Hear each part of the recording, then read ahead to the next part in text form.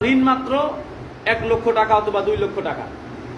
মনে করেন আপনার ঘরে টাকা আছে 4 লক্ষ টাকা, আপনার ঋণ আছে 2 লক্ষ টাকা। আপনার কি এখন 4 লক্ষ টাকা যে 1 বছর থেকে জমা আছে, নিসাব পরিমাণ হওয়ার পর বেতন বেশি হয়ে গেছে, আপনি কি এখন এই টাকার উপর আপনার জাকাত আসবে? জাকাত আসবে। হ্যাঁ, আপনার যতগুলো ঋণ আছে, যেমন 2 লক্ষ টাকা ঋণ আছে, এই ঋণগুলো পরিশোধ করার পর যে টাকাটা অবশিষ্ট থাকবে 2 লক্ষ টাকা, এই 2 লক্ষ টাকার উপর জাকাত আসবে। কথা বুঝতে পারছেন? এই জন্য জাকাত একটা হচ্ছে ফরজ ইবাদত। আল্লাহ বলছে ওয়াকিমুস সালাতা ওয়া আতুজ যাকাত ওয়ারকাউ মা'আর রাকিঈন। আল্লাহ বলছে ও বান্দা তোমরা যাকাত আদায় করো, সালাত আদায় করো, ওয়ারকাউ সিজদা করো, মা'আর রাকিঈন এবং রুকু করো। যাকাতটা আমরা সমাজের মধ্যে তেমন বড় ইবাদত মনে করি না, কিন্তু নামাজ যেরকম ফরজ, যাকাতটাও সেরকম ফরজ, পর্দা যেরকম ফরজ, এই যাকাতটাও একটা বড় ধরনের ফরজ, কিন্তু আমরা যাকাতটাকে তেমন প্রাধান্য দেই না। প্রিয় উপস্থিতি, আল্লাহ পাক রব্বুল আলামিন তিনি কুরআনুল কারীমের মধ্যে বলেন, লান তানালুল বিররা হাত্তা তুনফিকু মিম্মা তুহিব্বুন। মহান আল্লাহ পাক রব্বুল আলামিন বলেন, ও বান্দা তুমি যদি আমার প্রিয় হতে চাও, তোমার সবচেয়ে যে জিনিসটা প্রিয় তুমি সেই জিনিসটা দান করো।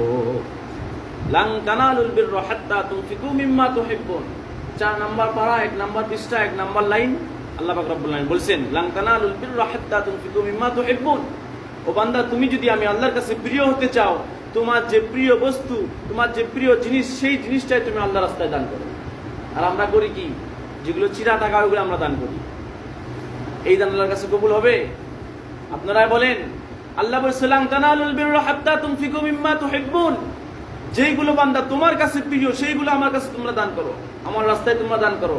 কারণ আমরা যদি যেগুলো আমার অপ্রিয়, চিরা টাকা, নষ্ট জিনিস, যেগুলো ছাগলের অসুখ হয়, যেগুলো গরু মরতে ধরো, সেইগুলো গরু যদি আমরা দান করি, তাহলে কি আমরা আল্লাহর প্রিয় হতে পারবো? দেখুন প্রিয় উপস্থিতি, আমার যখন একটা প্রিয় মানুষ থাকে, আমার মনে করেন মা আমার প্রিয়, আমার ভাই আমার প্রিয়, আমার বোন আমার প্রিয়, আমরা কি আমাদের প্রিয় মানুষজনের কাছে কি আমরা ভালো জিনিস উপহার দেব নাকি খারাপ জিনিস উপহার দেব? আপনারাই বলেন। অবশ্যই কিন্তু চেষ্টা করব আমার যতটুকু ভালো জিনিস আছে আমি অতটুকু তাদের কাছে দিয়ে তাদেরকে হাদিয়া দেব, তাদেরকে উপহার দেব। কিন্তু দেখেন আল্লাহ বলছে লান তানালুল বিররা হাত্তা তুনফিকু মিম্মা তুহিব্বুন।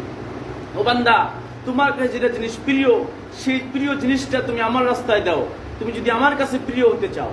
এখন যদি আমরা অপ্রিয় জিনিস যদি আল্লাহর কাছে দেই, যেগুলো জিনিস নষ্ট, যেগুলো জিনিস চিরা টাকা, মরা ছাগল, যেগুলো ছাগলের অসুখ হয়ে যায়, যেগুলো গরুর অসুখ হয়ে যায়, এগুলো যদি আমরা আল্লাহর কাছে দান করি, কি আমরা আল্লাহর প্রিয় হতে পারবো?